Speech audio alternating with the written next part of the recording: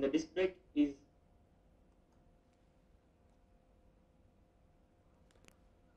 some of these words could have been cut. We could have done fewer words. The disc brake is a lot like the brakes on a motorbike. Can you rephrase it using fewer words quickly?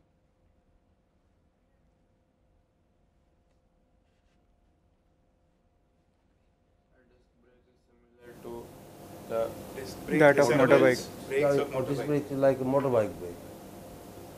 Okay. A bike's brakes have a caliper which squeezes the brake pads. Again, in a disc brake, the brake pads squeeze the rotor instead of the wheel. All these things are processes. Words are not the best medium to. Do you see the point? That is why I chose this. Words are not the best medium to illustrate these processes. No matter what you do, this process, this is where your skill in engineering drawing, your skill with lines and curves come into play. You could, that could have been, I am not saying this is wrong, but this is not the best medium. It is like stitching a shirt, stitching a button with a sword. You can possibly with some effort do it, but that is not the best way to do it. Okay, let us is move not on. like a brakes on the motorbike. Bike brakes have a caliper which squeezes the brake pads against the wheel and moves the piston towards the disc. The friction between the two brake pads allows the of failure during the high speeds. Lots So, of words. 8B037. Today I am going to. Are you here? Good that you came in full formal dress. You will be third person. I will request Santosh to put in that order. Okay, 3 people, you, Dinesh and Siddhesh, right, who came in suit. Okay, and then those who are tie, then the others, and of course ladies. Isn't about water purifier. Okay, I wanted to make that point, and we have another video, right, Babu? Only one? Okay, fine. Yes, I want to I wanted to make some other quick point, and then I'll we still 4 months down the line, we are still making some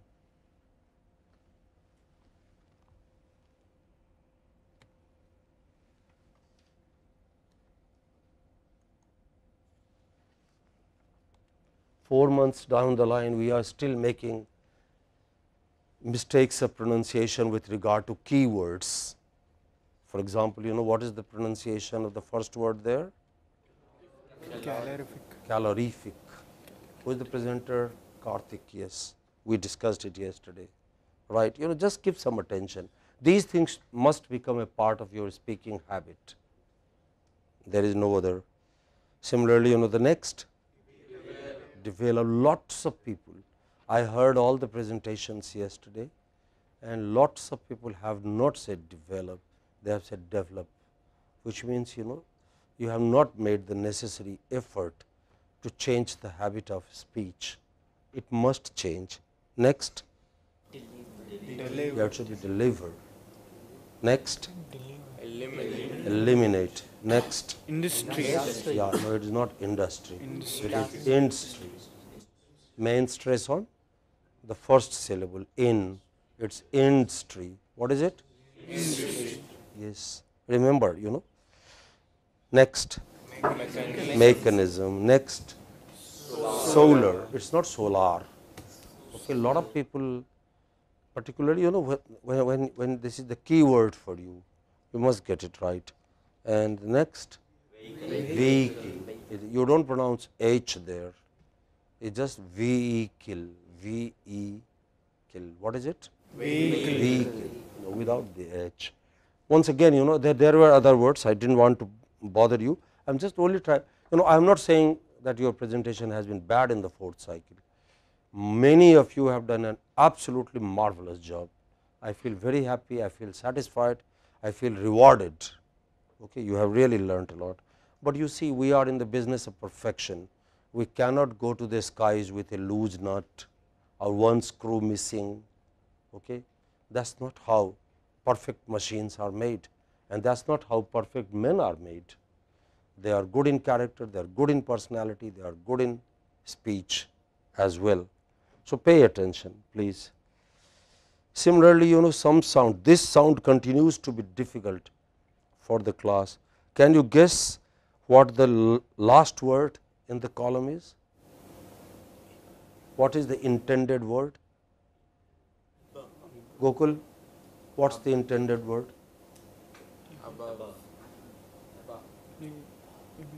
Above. But the speaker swallowed the last sound. Maybe he did not have breakfast that day. He swallowed the last sound. So, it sounds like above, and your listener can get confused. Similarly, the second word from the bottom, provide. Third word from the bottom, five, but why is missing. And fourth word from the bottom, move, but move is missing. In improved, lot of people have said improved, v is missing. Do take care. If you speak slowly, carefully, there is no hurry. You have got, do not say too much, but say enough to fill the time that you have been given. Some wrong usage, you cannot say made by plastic. By is used for human agents, okay? Made by X company, made by Samsung, made by TCS, you can say that. You do not say for material, what do you use? With, made with or of, made of plastic or made of fiberglass. Okay. So, very less power, what should we say? Very little power or little power. Do not use words like, you see, there is no place for, or there is very little place for adjectives and adverbs in an engineer's language. Something is tall. What is very tall? 30 floor building, 40 floor building. If you go to Shanghai today, when I was your age, Shanghai had no building taller than 4 floors. Today, no building there is shorter or smaller than 40 floors. Okay, we have Chinese students here. Some of them live on the 46th floor, others live on the 50th floor. What is tall? India is also changing extremely rapidly, extremely rapidly. Within next 10 years, it is expected that the skyline in Chennai would rise to at least about 50 meters. Currently, it is somewhere about 20. Okay. Delhi would go much higher. Bombay is already very high. So, what is, engineers do not have adjectives like very, many, they use quantities. Okay. Do not use these terms, that is not for you. This phenomena we talked about yesterday, right. Okay. What I am trying to tell you is these are very small, these were the only examples I was able to pick up from a 15 to 2 plus 10, 110-minute presentation, which means marvelous. I congratulate you. Okay. You have done a good job generally as a group, as a class, and keep it up. The most difficult challenge for you now would be not to let yourself go back to the old habit. Okay. I will now invite some of you to make some presentation entirely on your own, a short presentation, either a story or a song, and that will go to the internet as some of the best from the course. Okay. Who would like to do it first? Aparna, you said you would do it. Okay, come. Who next? Dinesh, Rohan. Okay, so we will go in that order. Aparna, Dinesh, Rohan. What's your name? Saurav. Okay. Remember, yeah, Siddesh, okay. Siddharth. Okay, so just about 2 to 3 minutes each. Okay. Right. Please, I will give you the microphone and you follow the order. Can you hold it? Yeah. Just let me go to the seat first before you begin.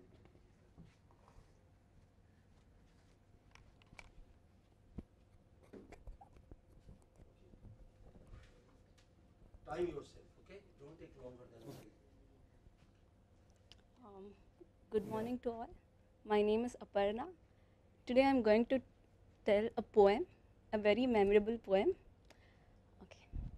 On a road so busy and so long, walks a pretty girl without a song. Steady head and her will so strong, a milestone in sight as she paces along. Every time she crosses one, wearily she smiles at the ones that are done. She can't stop what has already begun, a destination to reach before setting of the sun. She notices the wind blowing along, shaking the leaves and singing its song. A few listen, but it still goes on, for no reason, tagging along. Wary she looks up at the sky. Suddenly, the beauty catches her eye. The roads so beautiful, she missed all the while, the leaves, the birds, and the mystic blue sky. She now understands the song of the wind, embraces the tickle and the smile that it brings. It dances in happiness as it makes her sing. A sweet, innocent friendship begins. As they dance on a very afternoon, many milestones they will pass soon. Their friendship helps them pace along with a lot more cheer on a road so long. Thank you. Can you also give us the words for this song? Okay, so that What is the meaning of the poem? together. Next, please. Nature. Nature. What she told without saying, I'm not going to say. Light only. No.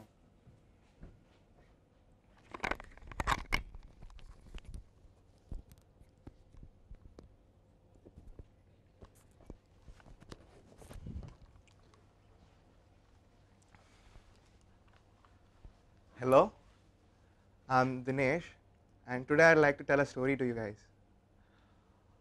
Once upon a time in India, around 18th century, there's one Chinese general named Tan Sui. He's a very great general, and he was like a great conqueror. He conquered large parts of northeastern part of India, and wherever he stepped across, he just kept conquering and conquering and conquering. And one day, the king called back, the emperor of China called him back to China and asked him to spend a year with him. He decided to go back to China. Well, just before leaving, he thought if he could take a sage from India, it would be very helpful and it would also bring him goodness and happiness throughout. So they decide, and the emperor, the general, and few of his workers goes in search of a sage. After 2 days, they find a sage sitting under a banyan tree. Now, he very politely now asks the sage, I would like you to come along with me. I will give you all the wealth I can ever give anybody, and I will also give any sort of pleasure you ever thought of. The sage says, I am happy and comfortable here, and I have no desire for pleasures, so I refuse to accept his offer. He gets very angry, and he draws out his sword immediately and saying, me, one of the greatest emperor general ever born in China, and nobody stays alive after disobeying me. Now the sage is not even stricken, like he's just calm, again polite. Now the sage tells him, you are a slave of my slave. How do you think you can kill over me? He's shocked. He just drops his sword. He's amused at that moment. And he asks, what are you saying? He says, the sage replies, I mastered my anger and you are being mastered by your anger. So now basically you're a slave of my slave. So the moral of the story is you need to be aware of the situations, people, surroundings of you. So before you act, think twice Thank you. This story was for me. Yeah, I'm not going to school.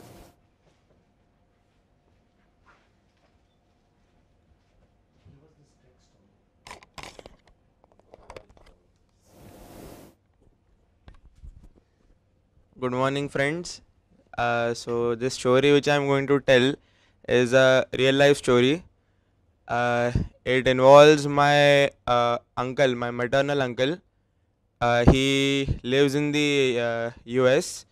So one fine morning, like as usual, he got up, he got ready to go to work and all. So what happened is, I exactly don't know the details, but what happened is his wife, my aunt, she misplaced his briefcase or something. So they had like this big quarrel, like they're like quarreling that you always do this and all, normal husband wife quarrel. So because of that, he got some half an hour late or something. So he was very angry, and that day I think he had some important meeting. So he was very angry on my aunt, his wife. So like he drove to his office. So he was driving in the middle of his tracks. He stopped, and there in front of him, he saw the World Trade Center collapsing. So yeah, my uncle worked in the World Trade Center, and it was 9/11. And luckily he got late because of whatever quarrel, and now he is safe, he's alive, he is living in the US. So the only moral which we can get through this is that I think everything which happens ultimately happens for the good. Like only you need to have faith that yes, whatever is happening in the end, something good will happen for me. Like, so I think that is what we can learn from this experience. Thank you. I'm not going.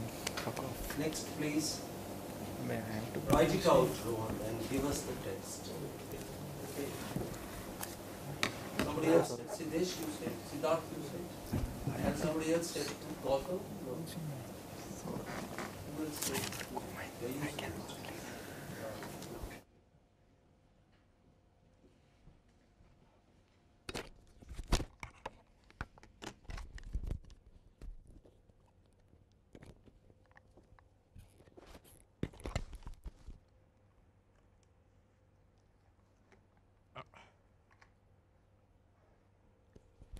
Good morning, everyone.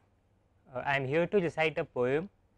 This is from my middle school, and I was scheduled to recite this in front of my school, but however the program got cancelled, so now I have an opportunity. So here goes. The poem is called The Muddle Head by Ogden Nash. Can you write the title there? Please.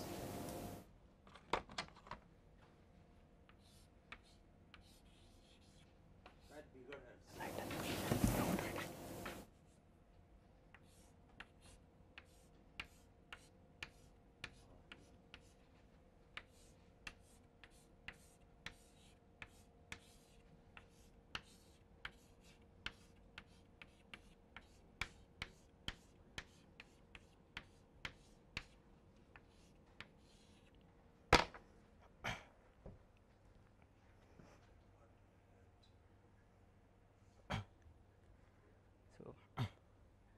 I knew a man from Petushki, as muddlehead as could be.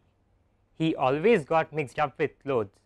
He wore his mittens on his toes, forgot his collar in his haste, and tied his tie around the waist. What a muddlehead was he, the man who lived in Petushki. They told him as he went about, "You've got your coat inside out." And when they saw his hat, they said, "You've got a saucepan on your head." What a muddlehead was he, the man who lived in Petushki. At lunch he scratched a piece of bread and spread some butter on his head. He put his walking stick to bed, and he stood in the rack instead. What a muddlehead was he, the man who lived in Petushki. He walked up to a tram one day and climbed in very sprightly. The conductor thought that he would pay. Instead, he said politely, "Pardon your begging, Mr. Conductor. I am off for a week's vacation. I stop you to beg your tramway car as soon as we reach the station." The conductor got a fright and didn't sleep that night. What a muddlehead was he, the man who lived in Petushki. He rushed into the first cafe. "A railway ticket please, one way," and at the ticket office said, "A slice of tea and a cup of bread." What a muddlehead was he, the man who lived in Petushki. He passed the man collecting the fares and entered a carriage awaiting repairs that stood on a siding all by itself. Half of his luggage he put on a shelf, the rest on the floor, the coat in his lap, and settled himself for a bit of a nap. All at once he raised his head. "I must have been asleep," he said. "Hey, what stop is this?" he cried. "Petushki," a voice replied. Once again he closed his eyes and dreamt he was in paradise. When he woke, he looked about, raised the window and leaned out. "I have seen this place before, I believe. Is this Kharkov or is it Kiev? Tell me where I am." "In Petushki," a voice replied. And so again he settled down and dreamed the world was upside down.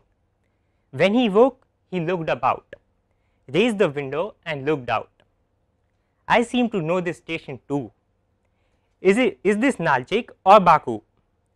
Tell me what it's called," he cried. "Petushki," a voice replied. Up he jumped. "It's a crime.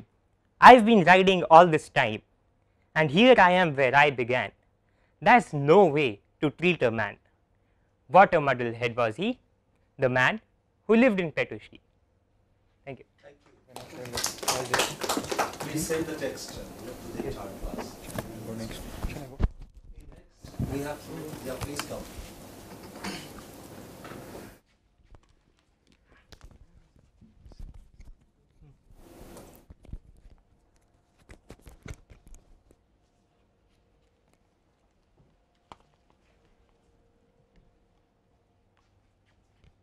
Okay, the following poem, written by an African boy, was nominated for the best poem in 2005. When I born. Can you write the name of the poem over there? Name of the poem, it's not there, sir. Okay, fine, go on. When I born, I black. When I grow up, I black. When I go in sun, I black. When I scared, I black. When I sick, I black. And when I die, I'm still black. And you white fella, when you born, you pink. When you grow up, you white. When you go in sun, you red. When you cold, you blue. When you scared, you yellow. When sick, you green. And when you die, you grey. And you calling me colored? Thank you.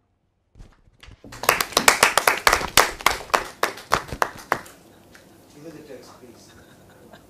Anyone else who would like to last chance for anyone? Yes, Madam is mine. Okay, fine. Anybody? Okay, we have another 20 minutes almost. Are you all right? Are you relaxed? Okay.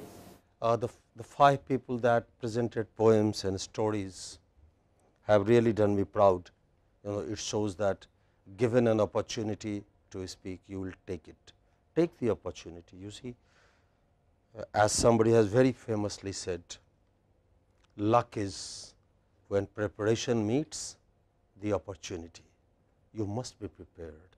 Luck will come your way. But even if luck comes your way and you are not prepared, it does not take you anywhere. You know, if you want to go to Chennai Central Station, you are ready, somebody gives you lift, that is luck. You got the opportunity, you are ready. So, like this, you know, you will get opportunities to speak, to further hone your skill, at this institute, in your hostel, in your village, in your company, please believe me, beyond all cynicism, it is extra work which adds to your power. Laziness, fear, reluctance, shyness, hesitation has never made anyone anything except a luggage, a piece of luggage on the mother earth. Okay? Do take the opportunity whenever you get it. I am not telling you be the chatterbox. There is something called opportunity. If you are expected to speak, stand up. You may not speak for 2 hours, you may speak for only 2 minutes, but let those 2 minutes be the memorable minutes. It adds to your personality. Okay? Now, in the last part of the course, I will like to summarize what we have tried to learn. Once again, please mark my word, I am not telling you I have taught you anything, because I have not taught you anything. What is there to, speaking is something nobody can teach you. There is lots of researches to prove that all of us learn to speak because of our effort. We need exposure, we need motivation. Actually, if you do a course next semester with me in linguistics, I will tell you that language learning begins right inside the womb of your mother. Fetus begins learning language. As soon as the child is about 14-week old, the child has a brain, the fetus has the brain, the language learning becomes. So, we learn, we acquire language, nobody teaches us anything. No matter how hard I try, I cannot speak for you, just as I cannot walk for you. So, what have we learned, or what have we tried to learn? Evaluate your own learning following this matrix. Okay. Number 1, no presentation, no examination, no performance, be it dance, be it song, be it examination, be it making a project proposal, nothing should be done without preparation. Absolutely nothing. Can you recognize who this general is? Anybody make a guess? Yes, Alexander. Alexander the Great, one of the greatest generals. Even today, his warfare techniques are taught in military colleges. He is the one who said soldiers should have short hair, otherwise you could be caught by your hair and your head could be chopped off. He is the one who said soldiers should be clean shaven. He is the one who said wear short clothes, not long clothes. He is still remembered, and he was a great general. This horse of his, he is sitting upon. Anybody can hazard a guess what was it called? Yeah? Yes. How do you know? I have read. Yeah, it is Bucephalus. It was a great horse. Okay. And Alexander acquired it when he was 14. His father gifted him this horse to him. One day, can I tell you this story? Okay. One day some horse seller came to his father. His father was called Philip, the king of Macedonia, and the horse was rather wild. All his generals, none of his generals was able to mount the horse. As soon as they tried to mount the horse would shake them off. So, the king told the horse dealer, horse seller, that he could not buy that horse. It was a wild horse yet to be tamed. And then the horse seller taunted the king. He said, no, my lord, the horse is not wild. It is only that you do not have generals who can ride this horse. The king felt bad, but could not do anything. Alexander was also there. He was about 14 at that time, and he was Philip's son from his first wife. His mother had already been dead, and Philip had taken a second wife, and Alexander was not his father's favorite. Alexander was his own master in many ways. Even at that age his father did not like him very much, but Alexander requested his father for permission to try his hand, and the father was reluctant. This boy is cheeky, where generals have failed, what a 14-year-old boy could do. But he said, anyway you can try, and Alexander went there, and Alexander had observed the horse. The horse had been stood at an angle where the horse saw its own shadow and the shadow of the mounting rider, and that movement, the shadow coming in motion made it nervous. So, it shook, the horse felt uneasy and the horse shook the rider off. Alexander had observed this. So, what Alexander did was, he did not immediately try to mount the horse. He held the horse by the rein, walked the horse some distance, patting the horse on its buttock, on its back all along, and finally took it to an angle where the shadow fell behind the horse. Are you with me? Do you get the process? Okay. It fell behind the horse, and once it fell behind the horse, then he took the horse to a trot. Trot is where only one leg is in the sky, 3 legs are still, 3 feet are still on the earth, and then he mounted the horse and was able to do several rounds of the palace courtyard where this horse was. So, finally, the king bought him that horse at a huge price, and Alexander kept that horse, and he personally cared for that horse all his life. This horse died in his battle against Porus in India on a rainy night. It got hit by a spear, and the spear cut its throat, and the horse died. Alexander wept for it. The point I am making is, whether a war, whether a great general or a great scientist or a great writer or a great manager, have you heard about Samsung company? Read about the biography of its founder, somebody called Samsung. Okay? The company was decimated 3 times. It came to 0 during Second World War, during Korean Communist Revolution. They were in North Korea, okay, driven out. There was nothing.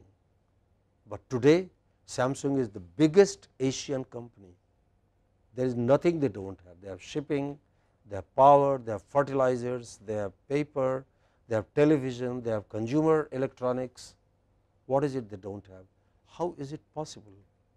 Or any big company, read about, I have read about Japan, and there the culture is that if the chief executive is in town, the chief executive goes before anyone else at the company gate, at least 10 minutes, 15 minutes before others, stands there and receives his colleagues saying good morning. In Japanese they say Ohayo godaimasu, okay, very good morning, do come in. The point I am making is preparation and attention to even little details, words, dress, slides, where you will stand, how you will face the camera, which angle, when you would take turn, all these things, and with practice they become a part of your habit. But you have to pay attention in the beginning if you want to be a great man, a great woman, a great personality, okay, just as some of the. So, preparation is very important.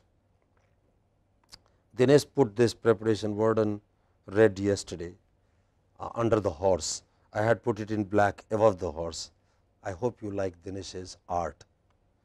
Okay, I usually do not like red, but I thought I will try it. Do you like red?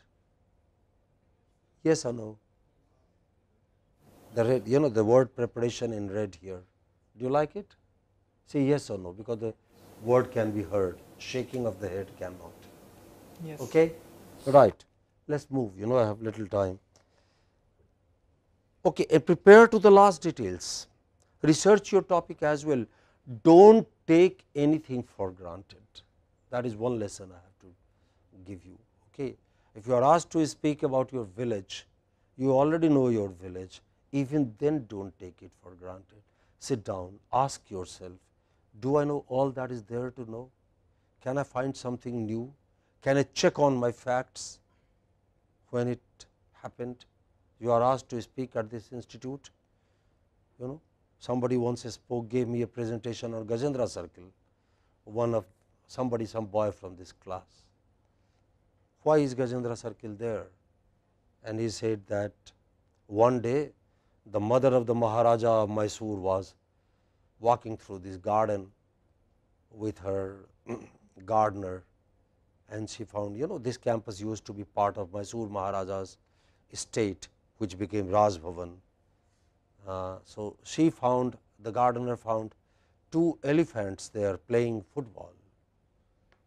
Okay, a very fantastic story. I don't think it is true, but the point is, to hold the audience's attention, that boy had created an entire story. He had stories about lots of things. Why is OAT like that? Okay, and he has another story. The elephants you were taken for a wash there. He had everything connected with elephants and Mysore and etc., etc. So when the first director came here and saw this elephant pond, then he and his wife wondered, and they decided that it will be a good place for us to sit down and watch movies every Saturday. The point I am making is, give attention to, you have to fill in 10 minutes, 2 minutes. How am I going to fill it in? What am I going to say? When I joined here, there was a tennis coach, somebody called K.U.N. Rao. Many of us called him Kunu Rao. Okay, and Kunu Rao had lots of stories of this kind, elephants playing football and all that. Okay, so research your topic, check on the facts. You can research in many ways. You are the lucky generation. Google it and you get it. But you also if there are questions for which Google does not have answers, check with your elders, your parents, your teachers. There is a saying in Arabic, something like this: for the sake of knowledge, go even to China and India. From Arab those days, desert had to be crossed, but for the sake of knowledge, go even to India and China. So check your slides, your other tools. If you are playing a tape recorder, if you are playing a music system, if you are going to show some photographs or some rare document, check beforehand. Don't leave it to the last minute work. Check your language. Are you sure of the words you are going to use, their pronunciation, their grammar, everything. Okay. If you want to tell jokes, yes, check your joke. Telling jokes, believe me, is one of the most difficult things in public. Okay. When you tell jokes and nobody laughs, you feel like crying. Okay. When you tell jokes and you have to tell others, please laugh now, it was a joke. Okay. I have had many boys, once I tried jokes for this class, and after that I decided, lots of boys cried telling their jokes. Okay. They could not. So check how jokes have to be delivered. Jokes have to be delivered with a very with a degree of theatricality. You have to say something fast, you have to wait for something else. Okay. But it is a great tool if you can manage it. There is nothing gets you the attention of your listeners better than a joke, right.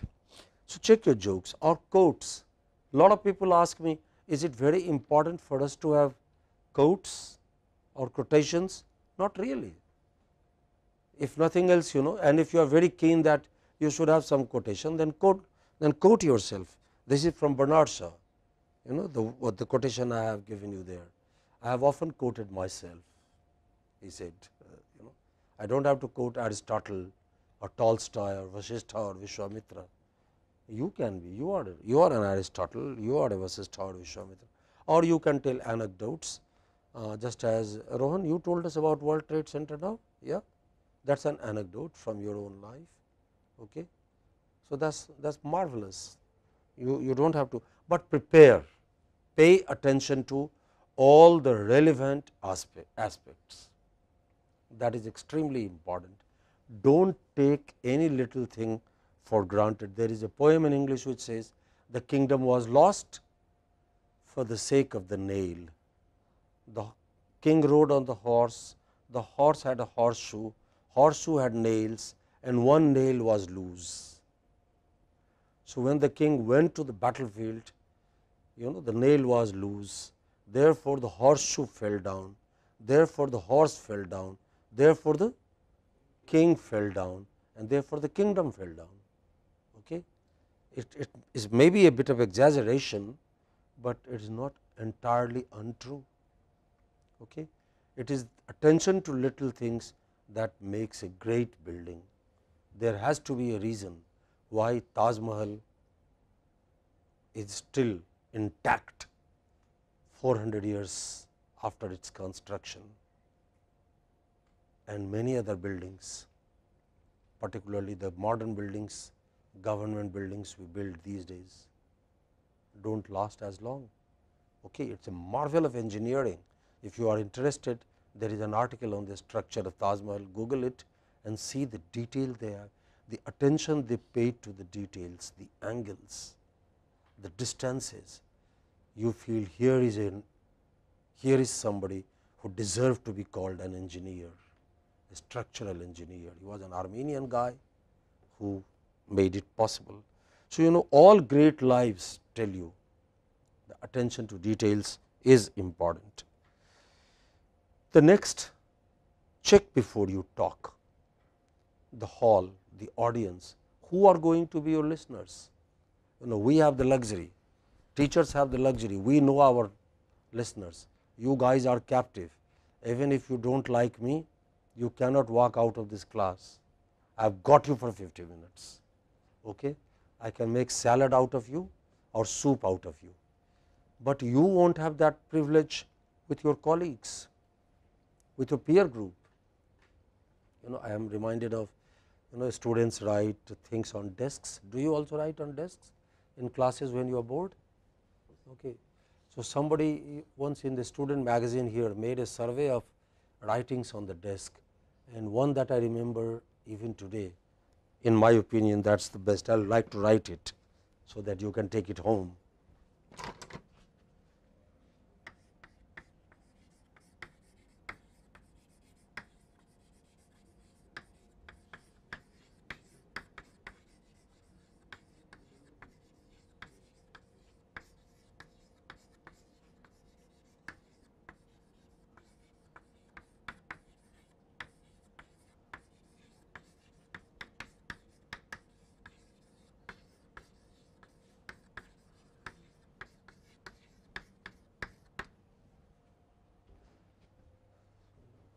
What does it say? Can you read it aloud, please? The memory of those who became martyrs waiting for the bell. Okay, right. You may not have similar martyrs in your, they may want to leave if you are not interesting. So, check your audience, what age, how old, how young, what gender, what nationality they are going to be from. Okay. And if you are going to have a lot of old people, your fonts naturally must be larger, your language must naturally change. If you are going to have a lot of ladies, please believe me, no lady in no culture likes a boy who is crude. Okay. They may like a crude joke on the screen, but in person nobody likes a very crude fellow. Okay. So, you have to be refined, you have to be civilized, cultured, check on your audience. But if you are speaking only to the boys in your own hostel, then you can go without pants and speak if you like, any way you like. Okay. Check the lights and the location on the podium. Many of us teachers, I am reminded of a book which I was given when I joined this institute, teaching at MIT. It was a great book, and many people followed that even here. Check the location of the blackboard in relation to the window where the light falls on your blackboard, so that you write accordingly, big or small letters. These little things do matter, where you should stand, how you should write, when you should talk, when you should go quiet, when you should not talk. Okay. All of these principles. Check any other tools you may wish to use. It is common sense. Common sense cannot be taught. There is no school which says you are now BSc in common sense or BTech in common sense. It is your your intelligence plus imagination on the spot, right. Language is your best tool. You reach others only through language. Okay. So, as far as possible, use simple words, simple sentences. When you tell a story and speak as if you are telling a story, speak slowly, create the picture, okay. Create the picture, and you will find that your audience is involved. Draw pictures in words, hold attention of your listeners. I wanted to tell you the story of this witch, but we are running out of time. I was, as I have been telling you, raised in a village, and lots of witch stories the elders would tell us, okay. And they would create pictures. Those days they did not have LCD presenters, but they would say, witches are tall, thin, they have big eyes, long hair, pardon me Aparna, okay, okay, long hair, their eyes can be bloodshot, their nose can be crooked, very fair, white. In the evenings, do not go through that street, and we would ask why, and they would say, don't you know? They would never say there is a witch there, but they say, don't you know? They put fright in your head, and out of curiosity we would still want to go there in the evening or to see, because we are told the witch gets out at midnight, climbs a tree, and then takes boys for her dinner and girls for her breakfast. Okay, that they create spin stories, like the art of storytelling is a dying art now, but a great art. Okay, here again Dinesh helped me download. This is a typical imaginary portrait of a witch, crooked nose, big eyes, hooded, weird looking. She has all kinds of things, crow's egg and whatnot. You must be at your best, okay, best in every sense of the term. Dress as well as you can. You are going for performance. Let the world remember you, that here was a man worth listening to. Okay. Wear a smile, relax, there is nothing to fear. Respect your audience respects you. Okay. I have been telling you, have good eye contact with your listeners, do not make unnecessary gestures. Even now, 4 months down the course, I have found people in this public, you are giving out of respect for your listeners, you must be at your best, and of course, speak slowly, as slow as you can, as naturally as you can. Spoken English is different from written English. You and I are very good at written English. We do not make mistakes of spelling, punctuation, grammar and vocabulary, but spoken English is different. It has stresses, it has pauses, it has peculiar pronunciations. They write Manchester and speak it as London. Okay. Check at least the keywords. So, as I told you in the beginning, luck is when preparation meets opportunity. Some great man said it, I am forgetting the name of that great man, you can check on the Google. Thank you and wish you all the very best. Can you please join me in clapping for Santosh and my friends in the studio who have helped us all these 4 months. Okay. Thank you, Babu, and please convey, thank you, Sunil, convey my thanks to the entire team here. And thank you, ladies and gentlemen. I hope you have enjoyed this course, and some of you will become great speakers.